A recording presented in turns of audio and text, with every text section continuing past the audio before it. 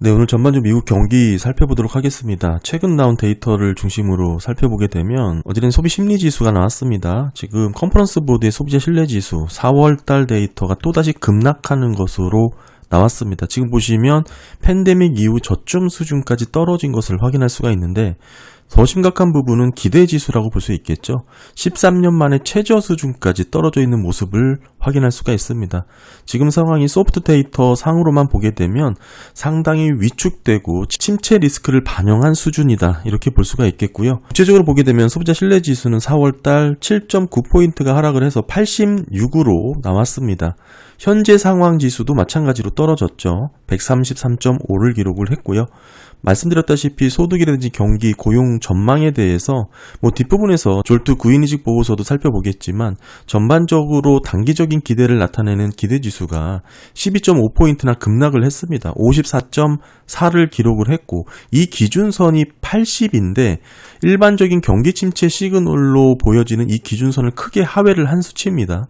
11년 10월 이후 최저치까지 떨어져 있는 모습을 보여주고 있습니다. 한마디로 소비 심리가 꽁꽁 얼어붙은 상황이다, 이렇게 볼 수가 있겠죠. 이번 조사가 4월 21일까지 집계된 데이터다, 이런 점을 주목해서 봐야 되는데 아무래도 관세 영향에 따른 소비자 심리가 상당히 흔들리는 모습이다, 이렇게 정리할 수 있겠고요. 5개월 연속해서 하락을 했다는 점 좀 기억하시면 좋을 것 같습니다.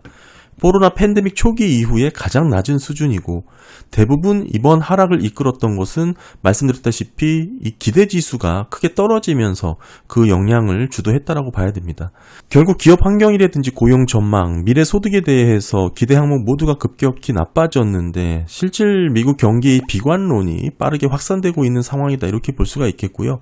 향후 6개월 내 일자리가 줄어들 것으로 예상하는 소비자의 비율이 32.1%로 조사가 됐는데 이 수치는 09년 4월 금융위기 당시 수준이다, 이렇게 볼 수 있겠습니다. 더불어서 향후 소득에 대한 전망이 5년 만에 처음으로 부정적으로 돌아섰다, 이런 조사도 확인이 되는데 이렇다면 경제 전반에 대한 우려가 개인 소비자들조차도 빠르게 확산되고 있는 상황이다, 이렇게 볼 수가 있겠고요. 일반 소비자가 느끼는 경제 전반에 대한 이런 생활 불안까지 확산되고 있다는 점이 이번 조사에서 재확인됐다, 이렇게 볼 수가 있겠고요. 다만 그럼에도 불구하고 현재 상황에 대한 평가에 있어서는 다소 견조한 모습이 유지되고 있다. 그렇기 때문에 전반적인 지수가 떨어지는 것을 어느 정도 방어했다, 이렇게 볼 수가 있겠습니다. 이번 4월달 소비자 신뢰 조사는 모든 연령대와 모든 소득층에서 폭넓게 나타났습니다. 한마디로 특정된 부분에 편향된 정보가 아니라는 뜻이죠. 특히 35세에서 55세 연령층과 연소득이 12만 5천 달러 이상 고소득 가구에서도 하락폭이 컸다. 따라서 고소득층에서도 경기 전반에 대해서 부정적인 영향을 받고 있다, 이렇게 볼 수가 있겠고요. 정치 성향과 무관한 그룹에서도 신뢰도 하락이 공통적으로 나타났다, 이런 점을 놓고 보면 정치 성향만의 문제도 아니다. 실제 미국 경기가 가파르게 위축되고 있는 모습이다. 사실 소프트 데이터가 먼저 나빠지고 하드 데이터가 뒤따르는 경향이 있죠. 지금 컨퍼런스 보드의 소비자 신뢰 지수가 이렇게 위축된 모습을 보여주고 있는데 이게 빠르게 개선되지 않고 오랫동안 이 낮은 수준에서 머문다면 또는 더 떨어진다면 사실 심각한 하드 데이터의 붕괴까지도 이어질 가능성이 높습니다. 소프트 데이터라고 해서 마냥 무시할 수 있는 그런 데이터는 아니다, 이렇게 정리를 할 수가 있고요. 네, 그리고 어제는 졸트 구인이직 보고서 나왔습니다. 4월달 데이터가 아니고 3월달 데이터라는 것을 좀 감안해서 보시면 좋을 것 같고 719만 2천 건으로 직전 달에 비해서 더 줄었습니다. 좀 많이 줄었죠. 예상치가 749만 명이었는데 이를 크게 하회를 한 것이고 28만 8천 건이나 줄었습니다. 그래프 보시게 되면 전저점 부분까지 떨어져 있는 것을 확인할 수가 있고 소폭 반등하는 모습을 보이지만 방향성 자체는 구인 건수가 계속 줄어들고 있다, 이렇게 볼 수가 있고요.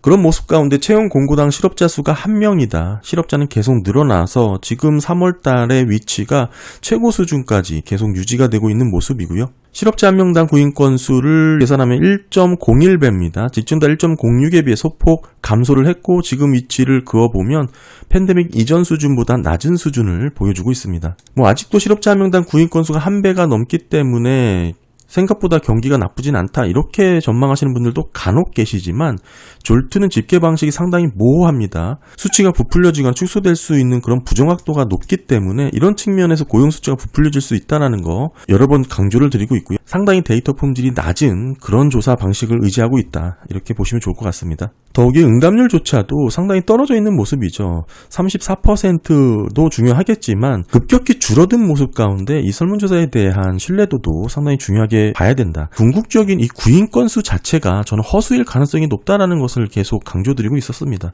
사실 이렇게 구인 건수가 높다고 하더라도 채용 건수로 보게 되면 540만 건을 소폭 상회할 정도거든요.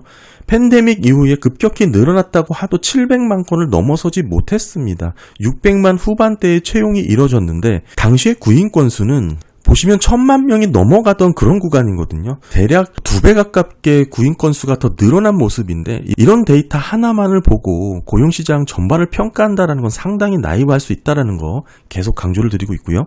그런 부분을 차치하더라도 구인 건수 자체의 흐름만 놓고 보면 결국 취업정보업체 인디드의 민간 부분 채용 공고 추이로 볼 수가 있습니다. 4월 18일자 추이 보시게 되면 확대된 모습이죠. 전저점 수준까지 떨어져 있고 계속 줄어들고 있습니다. 어느 정도 가파르게 감소하는 모습이 나오다가 박스권 흐름을 보이는 구간도 있었죠. 지난 8월부터 정체 행보되는 모습도 살짝 나타났지만 다시금 전저점 수준까지 떨어져 있다. 한마디로 선행해서 살펴볼 수 있는 취업정보 인디드의 민간 부분 채용 공고가 줄어들고 있기 때문에 결국 구인 건수 자체는 계속 낮아지는 흐름, 감소세가 이어질 수밖에 없다는 거 확인이 됩니다. 더불어서 이번 3월 구인이직 보고서는 사실상 모든 섹터에서의 감소세가 확산된 것으로 확인이 되었습니다.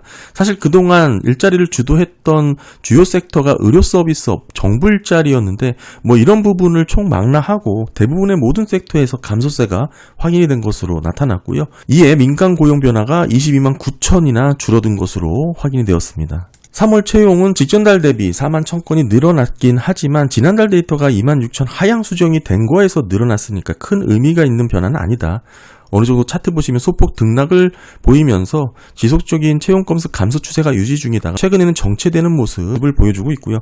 전체 퇴직의 모습은 지난달 대비 17만 9천 건이 줄었습니다. 지속적인 퇴직 건수의 감소 추세가 유지가 되고 있다. 계속 퇴직자가 줄고 있다. 한마디로 고용시장 자체가 활성화된 모습은 아니다. 이렇게 볼 수 있겠죠. 그런 모습에 비해 이직자, 자발적 퇴직자는 지난달 대비 좀 늘었습니다. 8만 2천 건 증가를 해서 전저점 이후 이렇게 반등하는 모습이긴 하지만 어느 정도 변동성 구간으로 볼 수 있는 그런 부분이고요. 추세가 달라질 만한 그런 흐름이다라고 보기는 어렵습니다.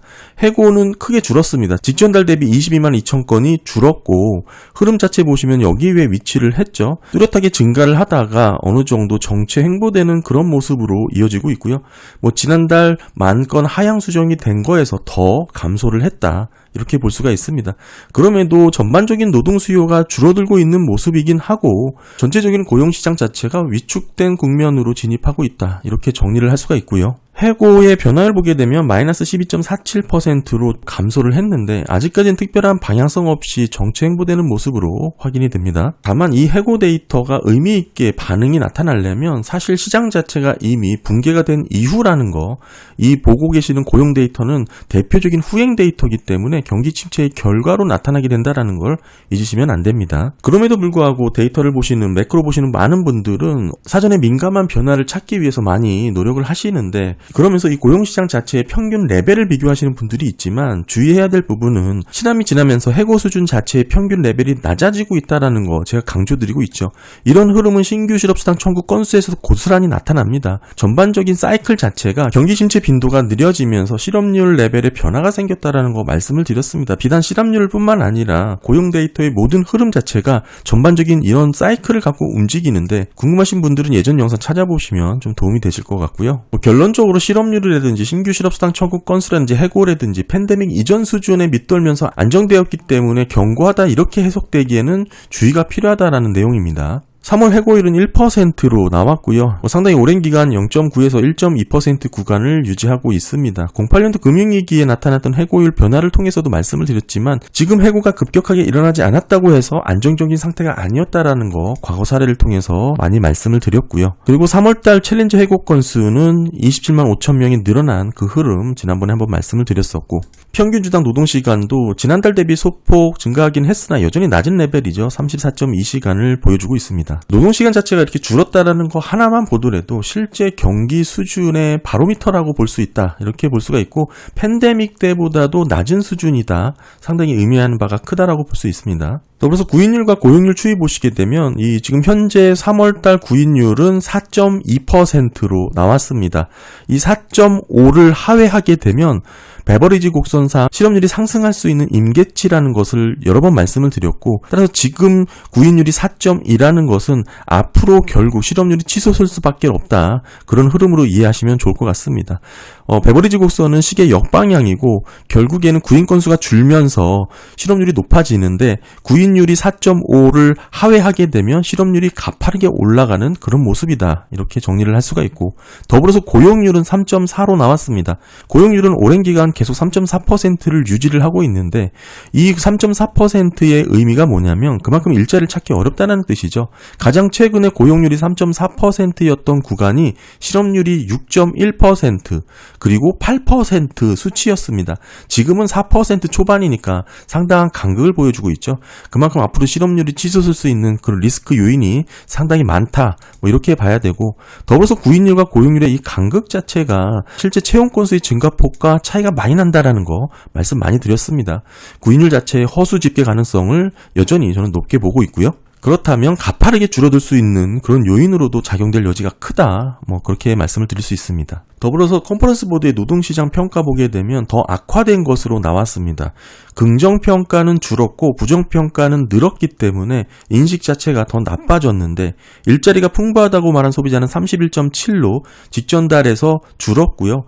일자리를 구하기 어렵다라고 말한 소비자는 16.6으로 직전 달에서 증가했습니다. 한마디로 노동격차 자체가 직전 달 대비 더 낮아졌습니다. 15.1%포인트로 감소가 됐고, 이전 직전 저점이 12.7이거든요. 24년 9월달 데이터인데 결국 반등을 하다 재차 꺾이는 모습이 이어지고 있다, 이렇게 볼 수가 있습니다. 대략적인 노동격차의 흐름은 이 정도 수준이고요.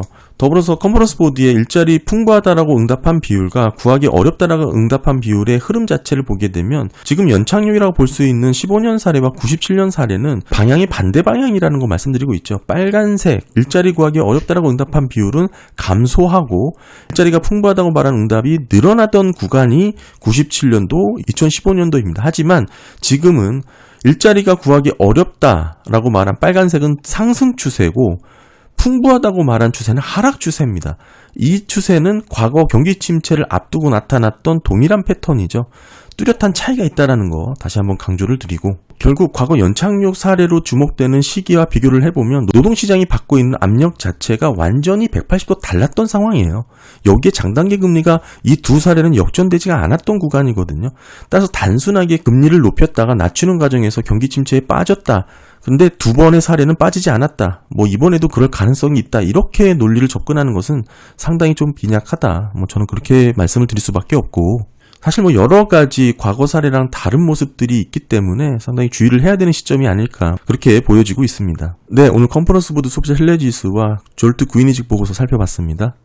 감사합니다.